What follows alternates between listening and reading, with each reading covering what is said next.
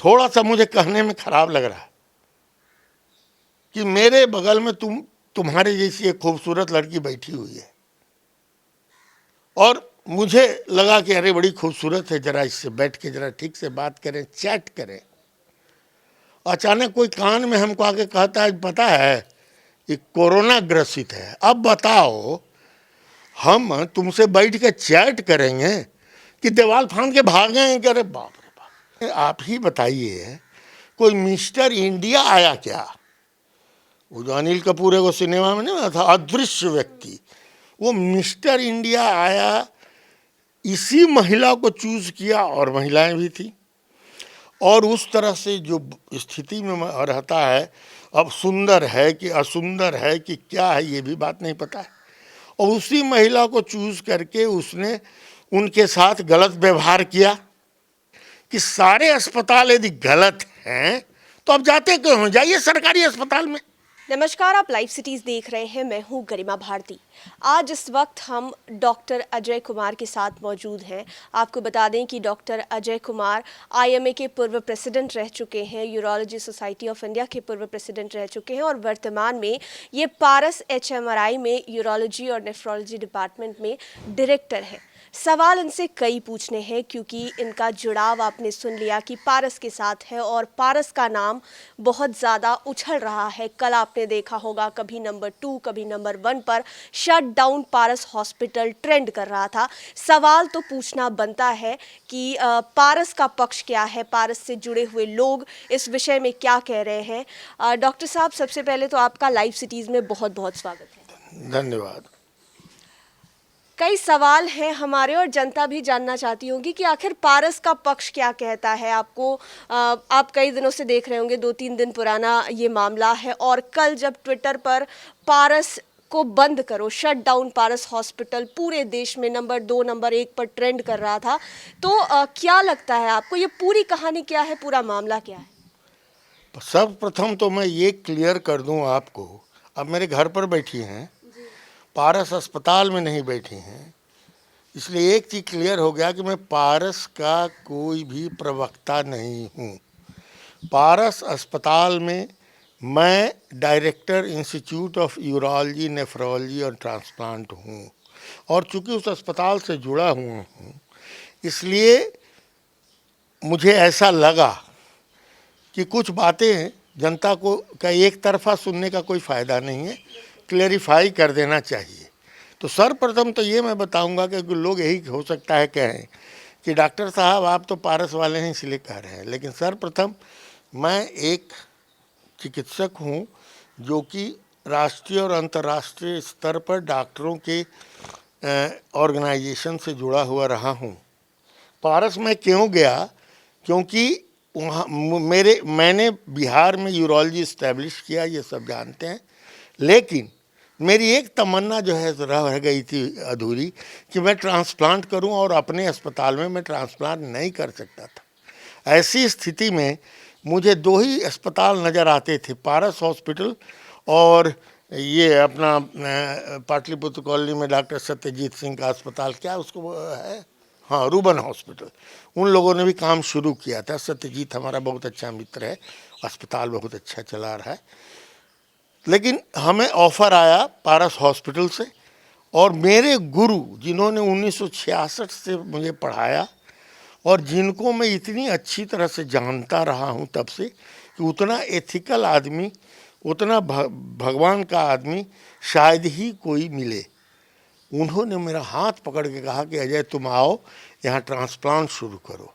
मैंने सोचा वाह क्या बात है, उनको चाहिए कि ट्रांसप्लांट शुरू करना, मुझे था कि मैं ट्रांसप्लांट करूं और इस तरह से मैं 3 साल पहले पारस अस्पताल से जुड़ा और मैं एज ए कंसल्टेंट वहाँ पर मैं काम कर रहा हूँ और अभी तक हम लोग 48 ट्रांसप्लांट कर चुके हैं पारस हॉस्पिटल में, बिना किसी तकलीफ़ के, बिना किसी कंप्लेन के, बिना किसी मरीज़ के ये करने के। और 3 वर्षों का मेरा अनुभव ऐसा रहा है कि पारस हॉस्पिटल इतने लोगों का इलाज,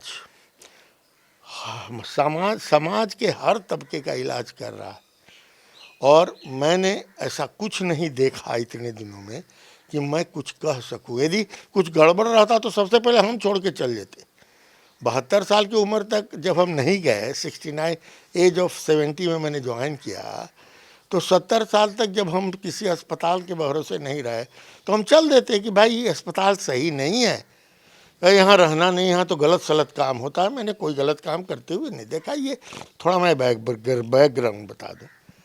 अब अभी जो एक हंगामा उठ खड़ा हुआ है कि हाथी उड़ा जा रहा है, हाथी उड़ा जा रहा है, और लोग जो हैं खोज रहे हैं कि हाथिया कहाँ उड़ रहा है, विदाउट अंडरस्टैंडिंग द फैक्ट। 2-4 आदमी सामने आ गए, हाँ हमारे खिड़कियों पर हाथिया उड़ते उड़ते बैठा था। कुछ कह रहे हैं कौआ कान लिए जा रहा है, कौआ कान लिए जा रहा है। कोई कान देख ही नहीं रहा, कौआ पर दौड़ रहा है। अरे भाई फैक्ट जानिए, पारस हॉस्पिटल की 4थी मंजिल पर आईसीयू मंजिल है वो, और उसी मंजिल पर मेरा किडनी ट्रांसप्लांट यूनिट और मेरा कंसल्टेशन चैम्बर है। उसी को होके लोग गुजरते हैं, और सारा आईसीयू वार्ड्स हैं उसी पर, सारे आईसीयू वार्ड्स उसी फ्लोर पर हैं।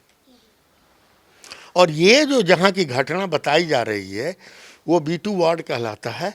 वो 25 बिस्तरों का एक वार्ड है, कोविड वार्ड।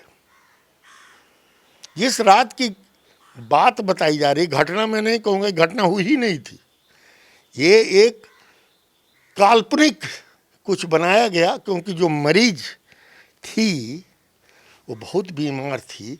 और वैसी बीमारी के हालत में हम लोग कहते हैं कि मरीज को तरह तरह का ये होता है। बहुत लोग को देखते हो कि बहुत ज़्यादा बुखार हो गया, जरिया बुखार, तो अल बल बोलने लगता है, अरे देखते भूतवा रहा है, फलनमा कर रहा है। इसको हम लोग हेलुसिनेशन कहते हैं। तो ऐसी स्थिति में मरीज हेलुसिनेट भी करता है। तो उन्होंने कान में शायद जब अपने बेटी को कुछ कहा तो शायद वो हेलुसिनेशन की बात थी, क्या बोला क्या नहीं बोला। क्योंकि इस 25वें बेड के वार्ड में 22 मरीज भर्ती थे जो कोविड से ग्रसित थे। और आपको सुन के मैंने पता नहीं यह फैक्ट मालूम है कि नहीं, 12 स्टाफ उस समय ड्यूटी में थे। 7 महिला नर्सेस थी, 2 मर्द जिसको कहते हैं जनरल ड्यूटी ऑफिसर्स थे, 7, 2, 9, और 3 थी हाउस कीपिंग वाली, 2 औरत और 1 मर्द। तो 12 स्टाफ उसमें के अंदर थे। सबको किट पहन के आईसीयू के अंदर जाना पड़ता है, बिना किट के कोई नहीं। पहले तो गार्ड रोकता है जब घुसते हैं, उसके बाद फ्लो जाते हैं, और सब में सीसीटीवी लगा हुआ है। तब अंदर जाते हैं, जाके दाहिनी तरफ घुस करके तब वहाँ पर जाते हैं, वहाँ भी सीसीटीवी लगा हुआ। अब ऐसी परिस्थिति में आप ही बताइए, कोई मिस्टर इंडिया आया क्या? वो जो अनिल कपूर है वो सिनेमा में नहीं था, अदृश्य व्यक्ति, वो मिस्टर इंडिया आया, इसी महिला को चूज किया, और महिलाएं भी थी। और उस तरह से जो स्थिति में रहता है, अब सुंदर है कि असुंदर है कि क्या है ये भी बात नहीं पता है। और उसी महिला को चूज करके उसने उनके साथ गलत व्यवहार किया।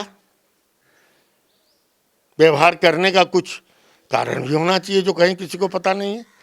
और वो व्यक्ति चला गया, किट फिट का कुछ पता नहीं। अब तुम ही हमको बताओ, तुम मेरी बेटी के समान हो। थोड़ा सा मुझे कहने में खराब लग रहा है कि मेरे बगल में तुम्हारे जैसी एक खूबसूरत लड़की बैठी हुई है, और मुझे लगा कि अरे बड़ी खूबसूरत है, जरा इससे बैठ के जरा ठीक से बात करें, चैट करें। अचानक कोई कान में हमको आके कहता है, पता है ये कोरोना ग्रसित है, अब बताओ हम तुमसे बैठ के चैट करेंगे कि दीवार फांद के भाग गए? कि अरे बाप रे बाप, ये कहाँ फंस गए थे।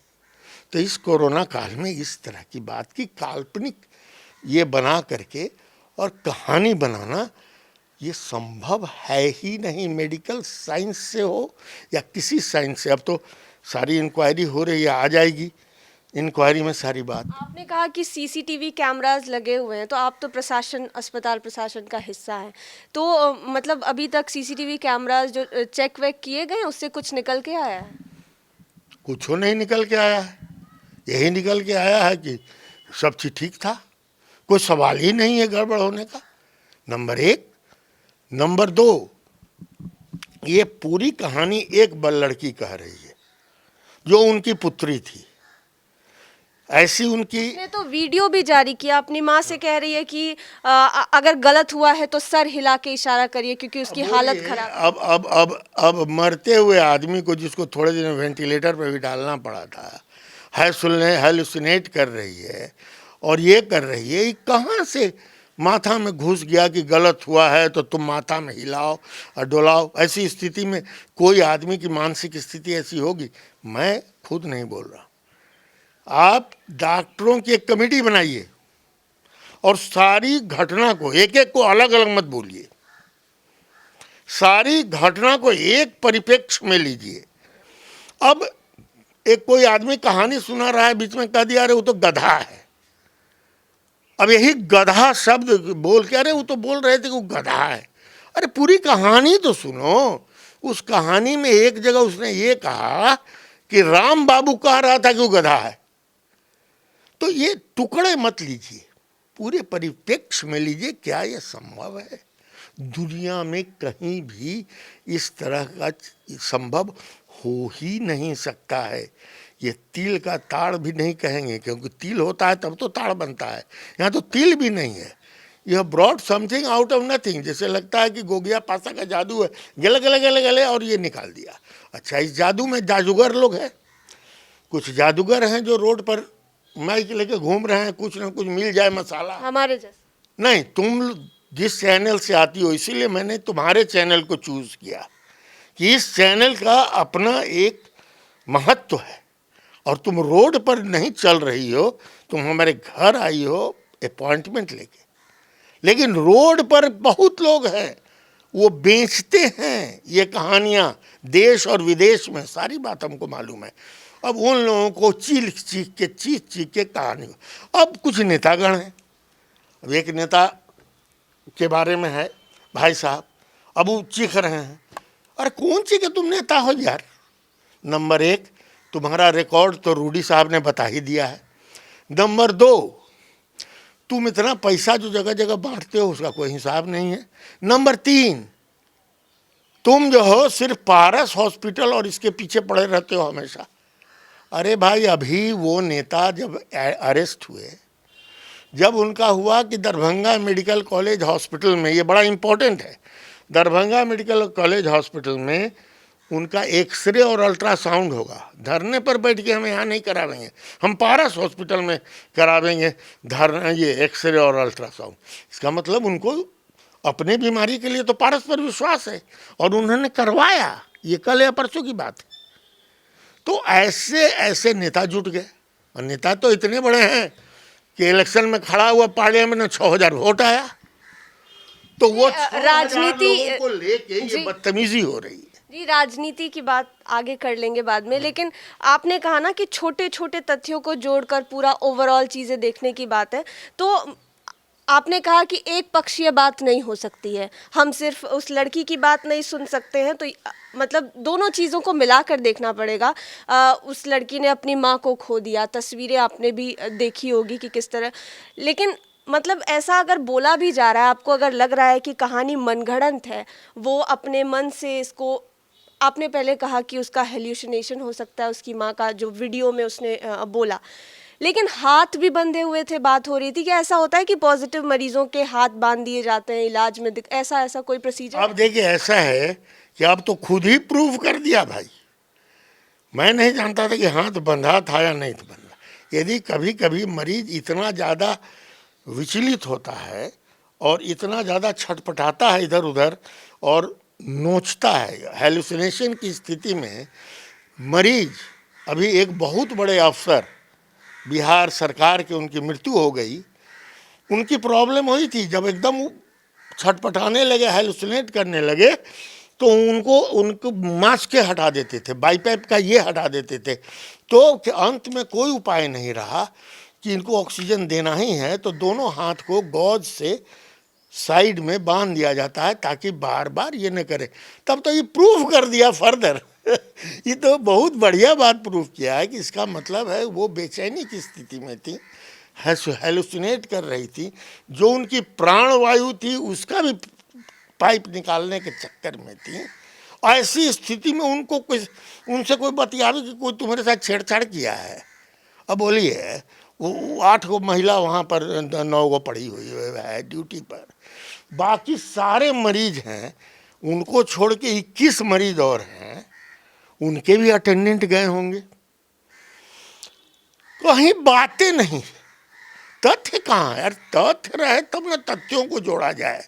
यहाँ तो तथ्य है ही नहीं और मामला को तूल दिया गया इस तरह से अंतर्राष्ट्रीय स्तर पर। अरे भाई, और बाद में निगोशिएट एक वीडियो उसने दिया भी कि ये मैंने क्या क्या दिया है पता नहीं, आप लोग को जब तब मालूम होगा ही, उसमें डिनाई कर रही है। अब इस तरह से यदि अस्पतालों के साथ, अभी एक अस्पताल में कंकड़बाग का आपने सुना होगा क्या हुआ, वो महिला ने कंप्लेन किया कि वहाँ में उसकी माताजी के साथ छेड़छाड़ हुआ, नोएडा वाली लड़की का इंक्वायरी। उसी के साथ छेड़छाड़ हुई थी, उसकी माँ के साथ?